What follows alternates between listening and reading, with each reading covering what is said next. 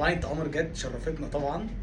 بصوا شافت لنا الويج دي جت، وعايزه برضو تغير ليها القصه دي. اختارت قصه واحنا صبغناها لها اللون ده، لسه طبعا مفيش اي فينش اتعمل. هتشوفوا دلوقتي حالا الباروكه دي. شايفين بصوا عامله ازاي؟ شايفين برضو فاضيه ازاي؟ هتشوفوا حالا بعد ما نخلصها الصيانه بتاعتها، هتشوفوها هترجع جديده تاني ازاي. وكده خلصناها. ارزد جروب عندها الصيانه في حته تانيه خالص، وده مش كلامنا احنا بس. ادي الويج اهي، شايفين؟ لما بنقول تجديد ويج او صيانه ويج في ارزد جروب،